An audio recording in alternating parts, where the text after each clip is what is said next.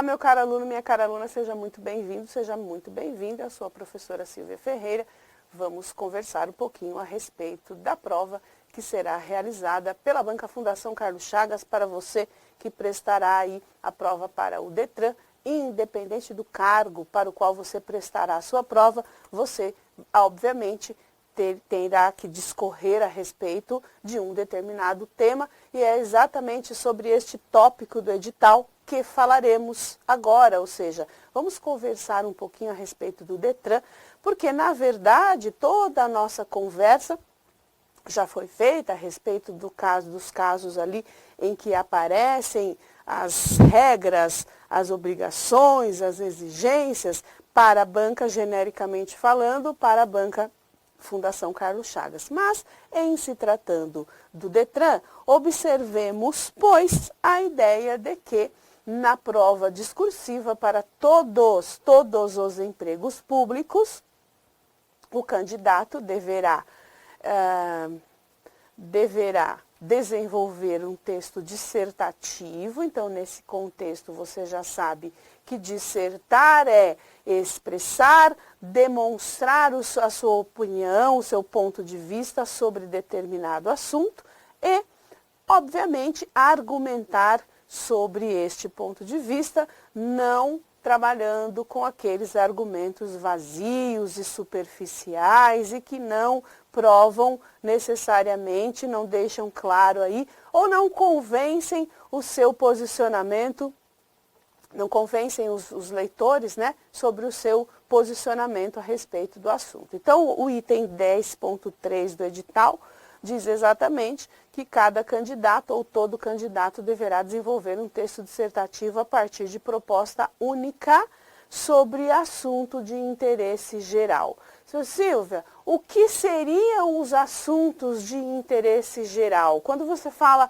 assuntos de interesse geral, quais são as possibilidades de nós pensarmos a respeito deste posicionamento ou destes assuntos?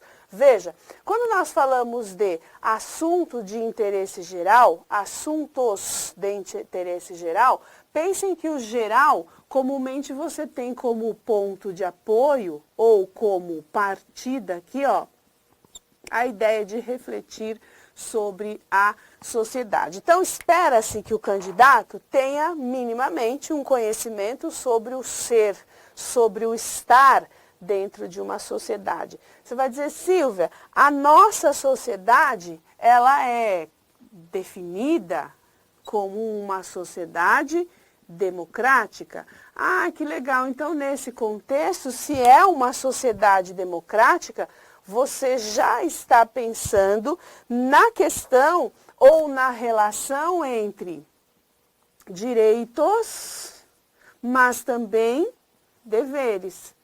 Ah, que legal. Então, veja, eu preciso saber que sei. Percebeu? Quando você coloca essa análise da sociedade democrática em você, fazendo parte dessa sociedade democrática, é você sabendo que sabe, né? O Homo sapiens sapiens, a ideia de que não basta eu saber, eu tenho que ter consciência de que eu sei que sei. E, obviamente, assumir o meu papel desfrutando dos direitos e, obviamente, cumprindo os meus deveres. Então, veja, é possível sempre trabalhar com esta relação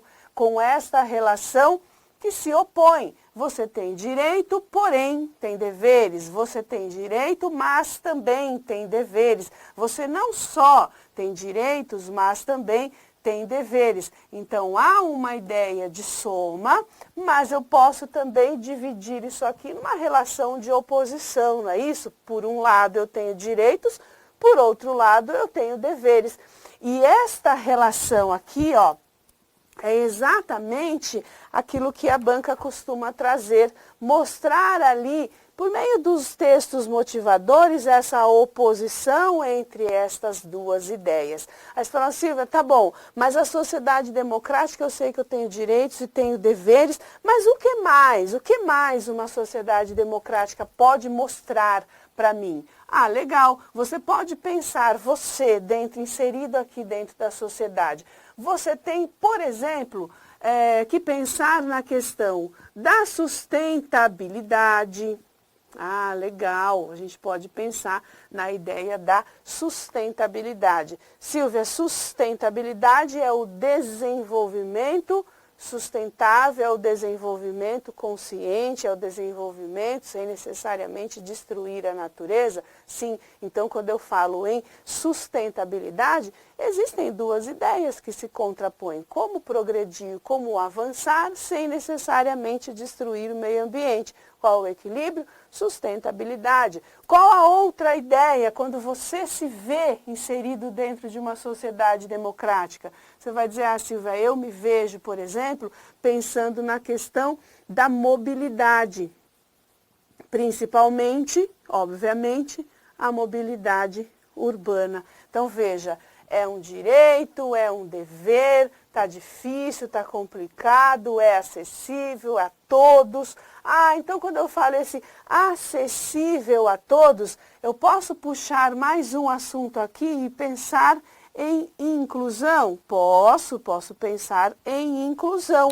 Silvia, quando você fala em inclusão, eu posso pensar em inclusão social, eu posso pensar em inclusão digital. Ah, legal, nesse contexto também você está refletindo sobre esse seu papel dentro da sociedade.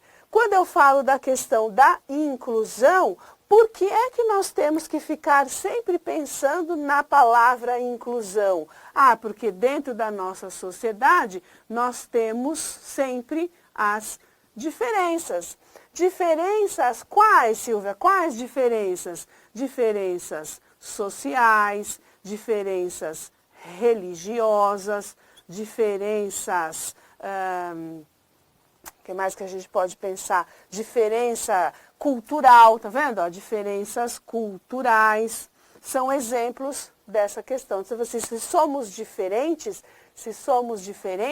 então por que não estabelecer uma relação entre o respeito a estas diferenças, tá vendo? Apesar de sermos diferentes, é necessário que haja sempre o respeito.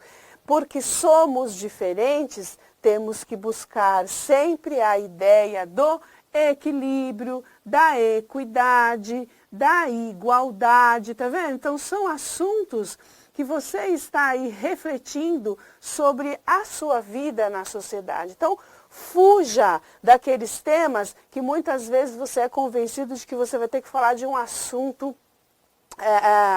específico, de um assunto polêmico, de um assunto em que, oh meu Deus, e se eu escrever sobre um lado com o qual o corretor não concorda? Esquece essa conversa, é uma reflexão sobre o interesse geral dentro de uma sociedade democrática. Você vai dizer, Silvia, já que a gente está falando desse papel aqui, sociedade, democracia, direitos e deveres, qual é a ideia, então, do ir e vir? Não é isso? Eu posso pensar no ir e vir. É a ideia da locomoção, é a ideia da mobilidade, é a ideia do direito de ir, do direito de vir, do direito de estar, principalmente nas cidades. Eu tenho o direito à cidade. Quando eu falo no processo de ir e vir, eu posso refletir sobre a questão do trânsito, não é isso? Então é necessariamente uma abordagem que eu posso trabalhar e pensar, filosofar, refletir sobre isso. Quando eu falo o trânsito, qual é a relação, não é isso? Como que a gente trabalha, qual que é os problemas do trânsito? Você vai dizer, Silvia, excesso de veículos, tá? Então, para eu ajudar, para eu trabalhar com a ideia do respeito, da equidade, da igualdade, para resolver aqui ou amenizar o problema do trânsito, o que eu poderia fazer? Se você pode pelo menos pensar em transportes públicos, não é isso? Transportes públicos, eu posso refletir sobre essa questão. Em se falando de trânsito, excesso de veículos, a relação entre trânsito e meio ambiente, porque necessariamente a gente entende a possibilidade de você interferir aí no meio ambiente, dada a emissão dos poluentes nesta camada, não é isso? Nós temos essa relação, então, entre trânsito e meio ambiente, entre trânsito e transporte público, entre trânsito e as nossas rodovias, as nossas estradas, né? O meio pelo qual nós atravessamos para fazer o uso da cidade, para poder trabalhar, para poder estudar. Então veja que aqui eu estou fazendo um levantamento com você sobre estas possibilidades de esses temas, de esses assuntos. Na verdade, nem são temas, eu estou convidando você para fazer uma reflexão sobre estes assuntos que, em se considerando aquilo que a banca colocou no edital, poderemos falar a respeito disso. Então volta para cá.